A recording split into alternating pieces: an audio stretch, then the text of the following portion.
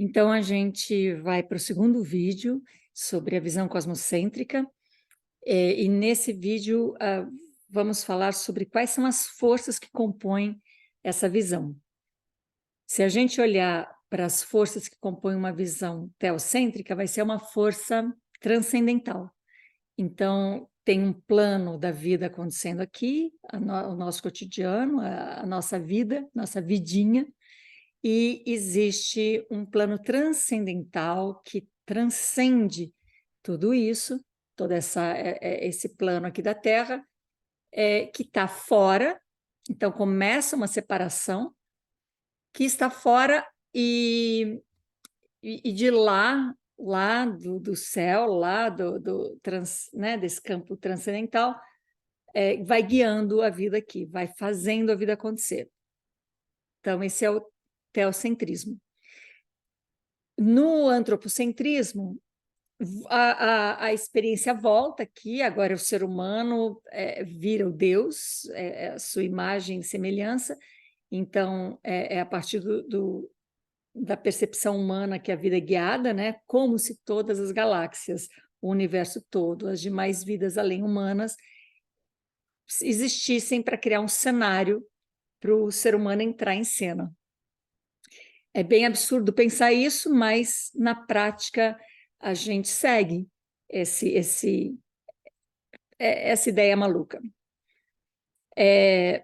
No, quando a gente vai olhar a visão cosmocêntrica, ela não está parada, ela não está igual a 2.600 anos atrás, né? Ela vem de todo esse processo de investigação, de curiosidade, que o ser humano vai trazendo para quê? Para entender o que é a nossa vida, o que é a vida aqui na Terra.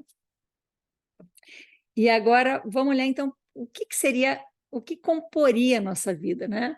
Se a visão cosmocêntrica ela não é nem a transcendência da vida e nem a separação, porque no antropocentrismo que volta a vida aqui para a Terra, baseada no olhar humano, na percepção humana, o ser humano está separado da natureza. E nessa separação, a gente cria um grande mal entendido na percepção humana em relação à vida. Então, como é que seriam as forças que compõem a visão cosmocêntrica? É imanente, isso quer dizer o quê? A causa da vida está aqui na própria vida, ela não está transcendente a isso. Pode ser que o ser humano ou outros seres vivos não acessem aonde, como é que realmente acontece a vida aqui. Tem muito mistério ainda para a gente desvendar. Tem muita coisa que a gente não alcança, mas não é porque a gente não alcança que não está acontecendo. A grande orquestra da vida está acontecendo. Mesmo a gente sem saber direito quem são, né, que música é essa que está tocando. Então, é imanente, é aqui, pertence a todos os seres vivos, numa reciprocidade de que a vida está em todos os seres vivos e todos os seres vivos manifestam vida. Então, como os biólogos, no nome do Maturana e do Varela, trouxeram para o mundo uma visão autopoética. Todo ser vivo está se autocriando, ali a criação da vida, ele está se autocriando em relação. Então, ele tem a força autocriadora, mas para a criação acontecer, ele precisa da relação. A relação, cada criação é como se fossem notas musicais. E para a melodia acontecer, você precisa de um encontro de pelo menos duas notas, de uma relação. Porque se você ouvir bem o samba de uma nota só, tem um monte de nota acontecendo ali, tem um monte de harmonia acontecendo. Então, é sempre um encontro relacional de seres vivos que faz a vida acontecer.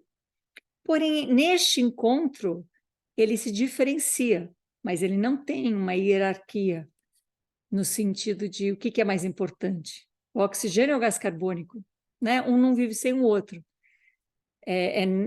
O ser humano ou os outros seres vivos? A gente não vai viver sem os outros seres vivos, pelo menos não uma vida digna de ser chamada de vida.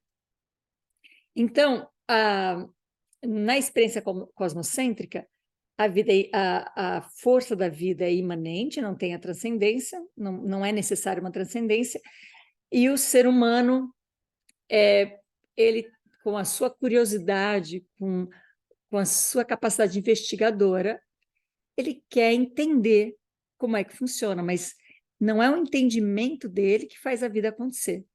Ele quer entender uma vida que já está acontecendo. Essa vida que já está acontecendo, ela não está fixa, ela não está pré-determinada. Ela não foi determinada ali no Big Bang e pronto, já está tudo estabelecido e agora é só a gente viver o estabelecido. Não, para mim não faz sentido isso.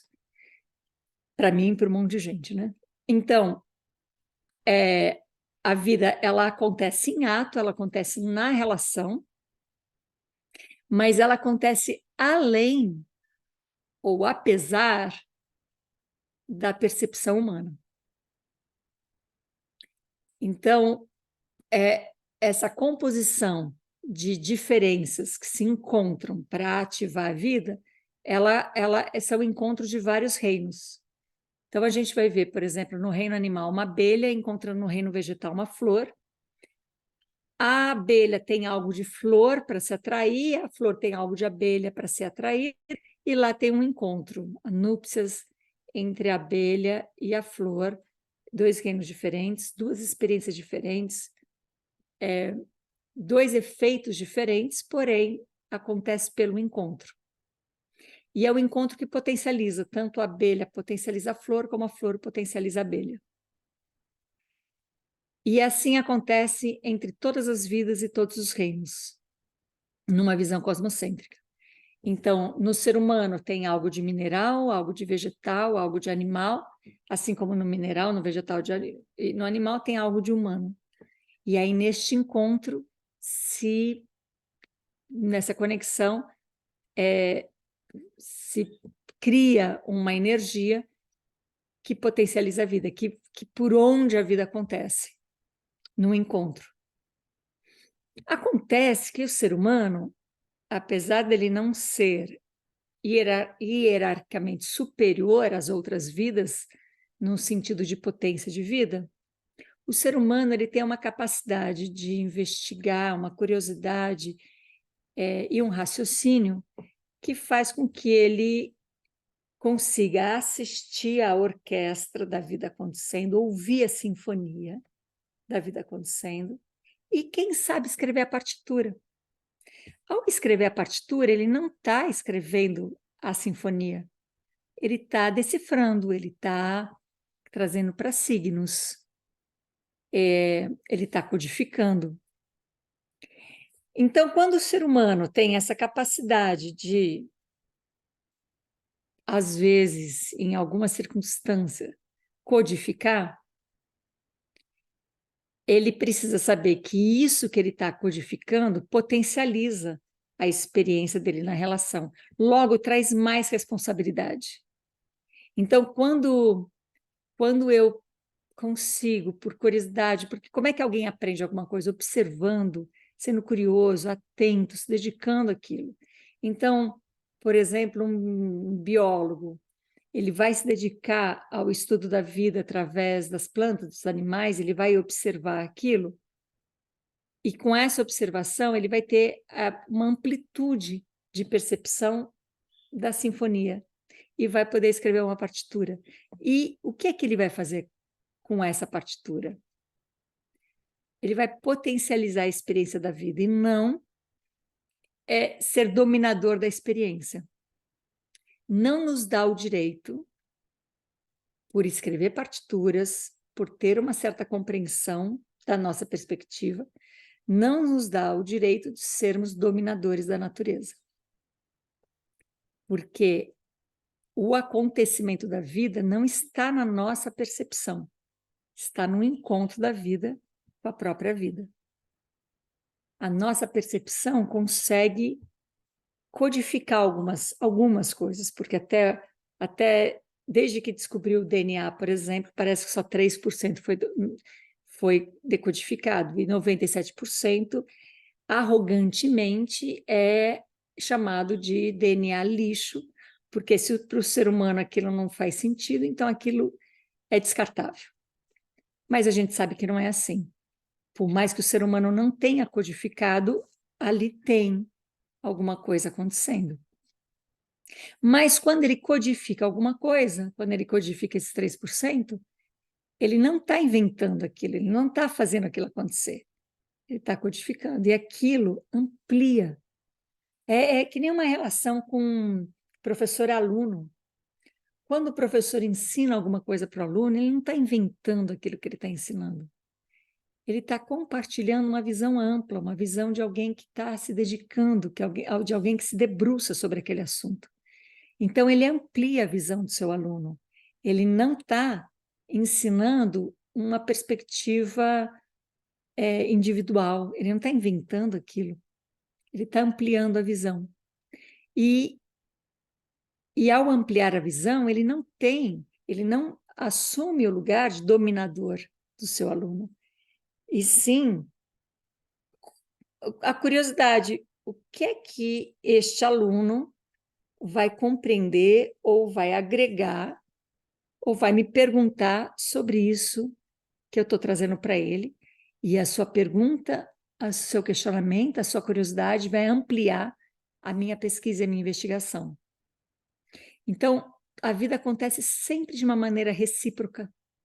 Por isso, não tem como acontecer naturalmente a relação de dominador-dominado. Isso é algo que é um desvio, uma compensação desse desvio, dessa separação que o ser humano faz com a natureza, mas não é algo de uma visão cosmocêntrica. Então, além de tudo, além de distribuída e descentralizada, a força da vida, numa visão cosmocêntrica, ela também finaliza relações de dominador-dominado e traz a responsabilidade para o ser humano sobre a sua capacidade de investigação, de curiosidade, de interesse, de encontro. É no encontro, é na experiência que a gente aprende alguma coisa. É isso, eu acho que no próximo encontro a gente pode falar sobre a relação de tempo e espaço que essas diversas forças que compõem essa vida traz para essa nossa experiência. Então, até muito breve.